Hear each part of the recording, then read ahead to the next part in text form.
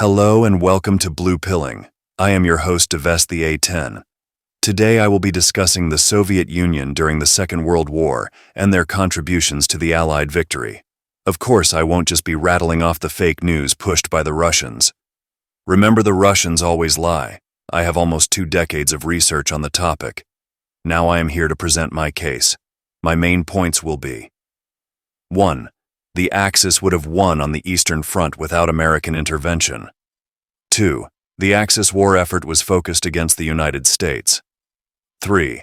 The Axis were put in a better strategic situation by invading the Soviet Union. 4. The Eastern Front was a secondary front, with the war being decided in the West. 5. The strategic situation of the Allies would have improved dramatically if the Soviet Union had been neutral. Now let's get into it. The entirety of the Russian narrative during World War II is that they single-handedly defeated the Axis, while the US did nothing or only slightly shortened the length of the war, with a Soviet victory being inevitable.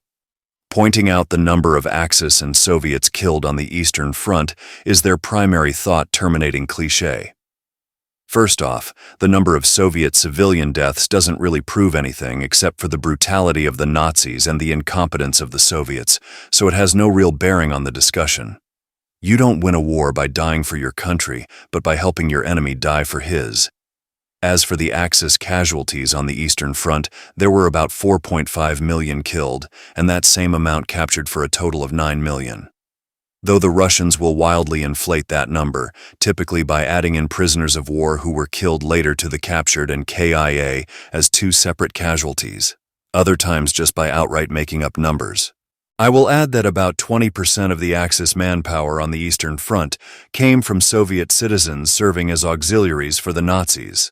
So we could more accurately say that there were 7.2 million Axis casualties on the Eastern Front and another 1.8 million for the Soviets. 9 million is pretty substantial, but doesn't paint the picture that the Soviet Union was the primary Allied combat power in Europe during World War II. The United States captured and killed around 10 million between northwestern Europe, the Mediterranean, and Atlantic. When you point this out to Russians, they will start to come up with all sorts of dumb excuses, so I will be preemptively debunking those. First off, the fact the Red Army killed more and captured fewer indicates that the Red Army was unable to soundly defeat the Axis forces on the Eastern Front. They lacked the same military superiority the United States held over the Axis. The reason so many Axis surrendered on the Western Front was because the United States was able to encircle more Axis soldiers, instead of having to engage in bloody battles of attrition to break the enemy down enough for an encirclement. Look at Tunisia versus Stalingrad. They both occurred at the same time, but America and her auxiliaries managed to inflict almost 5 casualties for every one they took, capturing about 90% of the Axis forces. While at Stalingrad, the Russian propagandists claim they took 1 casualty for every one they inflicted, and only 7% of the Axis forces were captured. The Soviets needed to kill or wound 93% of the enemy force to get into a position to encircle the remaining 7. Secondly, Nazi soldiers never fled west en masse. The reason so many Nazi soldiers surrendered in the West was because there were millions of them fighting there. They were defeated and surrendered. The Nazi soldiers had no idea how they would be treated, regardless of who captured them. So the logic they would want to be captured by the Americans only works in hindsight. It would also be logistically impossible for entire Nazi formations to break ranks and flee to the west, faster than the Red Army would be able to catch up to them, thanks to the lack of motorization for the Axis. In addition to the fact there was a massive blocking force to catch deserters installed by the Nazis. The reality was that these Nazi formations on the east were mostly intact and continued fighting until the general surrender in May, which is why the Red Army was still taking hundreds of thousands of casualties into May of 1945. Using the reductive logic of Russians, we can safely conclude that the United States was more important for the combat victory over the Axis. But if we go beyond that, we need to look at the context of what the United States fought over in Europe. Since manpower is not the only resource of the military, the gap between America and the Soviet Union grows even larger.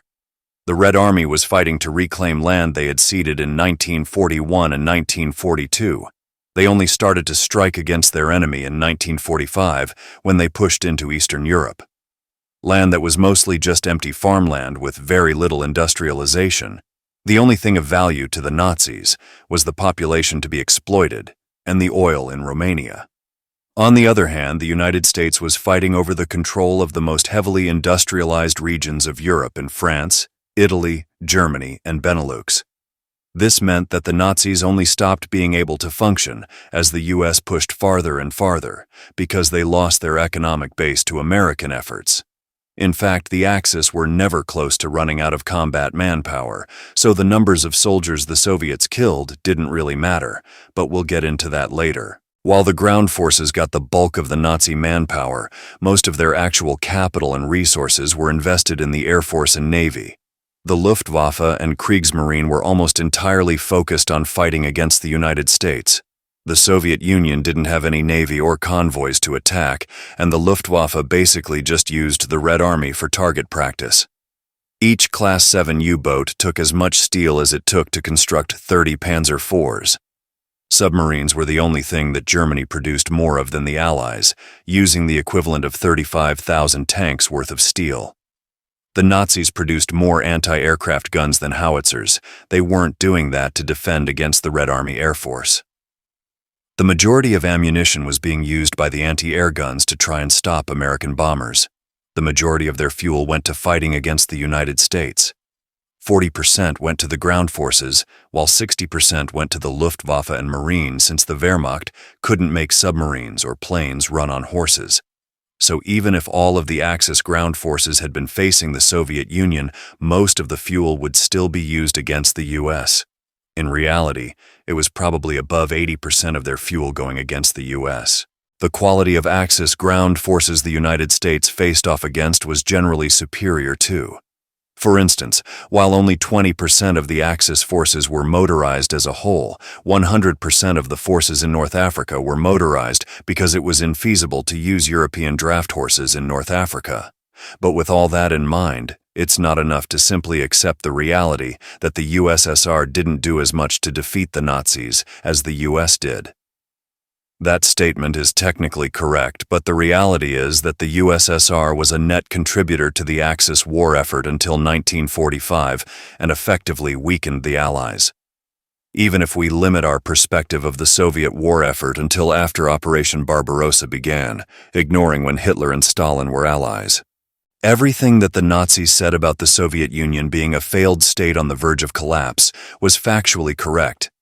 The thing that they didn't account for in their statements wasn't that Russians were strong or the T-34 was better than Panzers.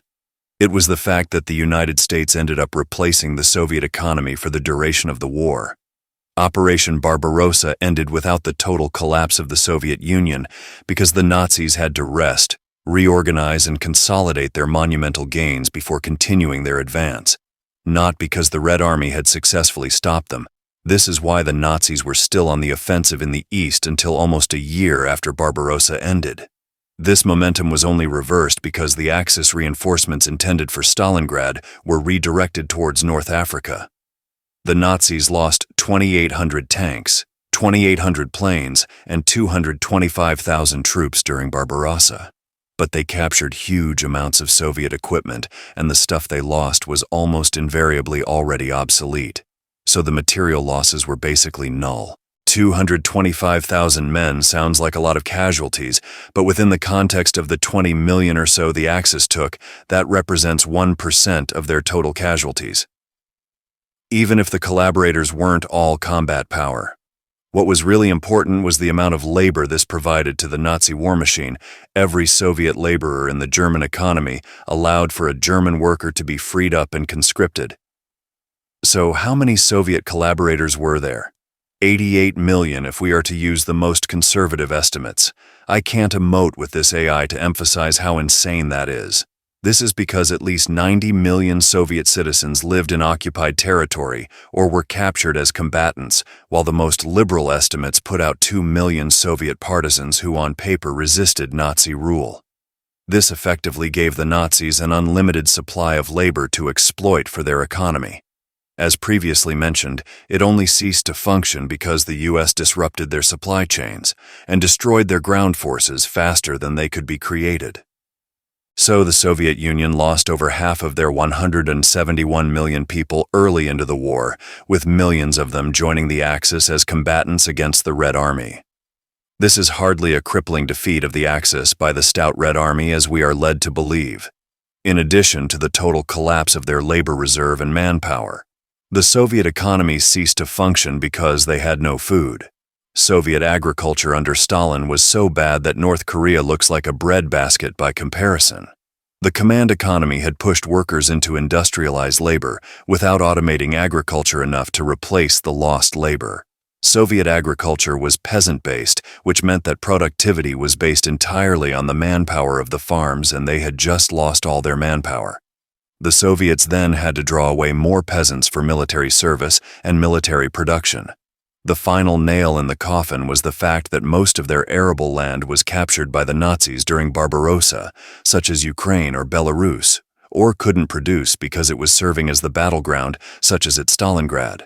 If it wasn't for the highly productive industrialized farmers of America creating enough surplus food to give aid to the Soviet Union, then the Soviets would have all starved, even if they had the industrial capabilities to supply the Red Army. That isn't to say the Soviet economy actually functioned without the United States also providing the materials for their factories to run. The Russian narrative tries to undercut the American aid by saying that the United States only provided 4,000 Sherman tanks to the Soviet Union versus the 60,000 T-34s produced. I wouldn't even accept the premise that 4,000 tanks is insignificant. That was enough tanks that the First Belarusian Front rolled into Berlin primarily equipped with Shermans because they were qualitatively superior to the T-34. In terms of finished goods sent to the Soviet Union by the United States, there was a huge level of industrialization. Entire factories were sent to the Soviet Union.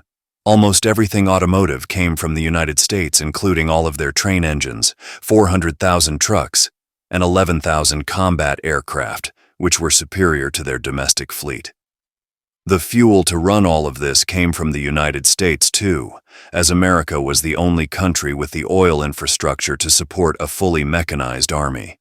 In fact, the Red Army had to reduce their mechanization after the war because they lost the supply of American fuel via Lend-Lease. Then you get into the unfinished goods and you start to understand where the Soviet economic miracle came from.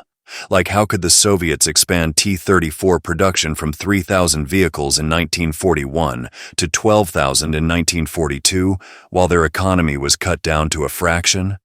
The real reason that the Soviet Union was able to produce so many T-34s is because the United States sent them a little less than 6 million tons of armor plating. A T-34 weighs about 30 tons, so you could have constructed 200,000 tanks with the armor plating provided by the United States, along with all the other industrial goods sent by the United States that could be produced into finished equipment by the Soviet Union. Aluminum for airplanes, steel for guns, explosives for ammunition. Ironically, the only thing the Soviet Union did produce adequate quantities of on their own was small arms. The idea that Red Army infantry were going into battle with one rifle for every 2 men, like an enemy at the gates, is moronic. But without the United States, they would have gone into battle starving without any supporting arms, while they were already getting butt-fucked at the height of their economic might in 1941. So let's do a hypothetical scenario where the Soviet Union was neutral throughout World War II, and so the United States and their auxiliaries had to liberate Europe, Asia, and the Pacific all on their own. In the Pacific, the People's Republic of China and North Korea never came to be since the Soviets didn't invade Manchuria. Then in Europe, the Nazis would have retained the men and weapons they lost during Operation Barbarossa, but at the same time would have lost out on the 88 million laborers, tens of thousands of artillery pieces, and millions of automatic rifles and submachine guns they captured from the Red Army. Meaning they wouldn't be able to mobilize as many soldiers to fight. The Atlantic Wall would only have a fraction of the labor invested by D-Day simply from the lack of workers. The Nazis would also have to deal with managing their food supplies without the millions of Soviet peasants and the arable land of Ukraine to feed them. In all likelihood, the Nazis wouldn't even be able to mobilize 8 million men to fight in the West, and the 2 million in Italy, without the Soviet collaborators freeing up bodies and joining the ranks of the Army and SS. On the other hand, The massive investment in supporting the logistics and industry of the Soviet Union would be redirected towards other sectors of the Allied war effort, like arming millions of Indians and Chinese to fight in Europe, or standardizing the British on American arms to improve their performance. Even assuming that the Nazis had 20 million men to fight in the West, it wouldn't have mattered very much anyways. The biggest hurdle for the American advance in Europe was the fact they couldn't supply enough fuel to their frontline forces, and so they had to pause to consolidate their gains on the border of Germany. But if they have twice the resources because they're not being wasted on Arctic convoys, then they could open up 2 more landings in Europe to increase their logistical capacity for fuel. Even if you want to stick your fingers in your ears and ignore all of this, then it's just a matter of fact that the Manhattan Project would have given the United States the capability to destroy Germany with impunity if the war in Europe had lasted any longer than July of 1945. So American victory was always assured. On the other hand, the Red Army couldn't even assure their combat troops enough food for them to retain a reserve of body fat without American intervention during the war. It's plainly obvious they would have lost without American intervention, while the Allies didn't need the Soviets for anything. Thanks for listening. I hope you came away from this blue-pilled, or more accurately in this case, red, white, and blue-pilled. If not, make sure to post your Russian cope in the comments section so that I can mock and humiliate you for my YouTube audience to enjoy.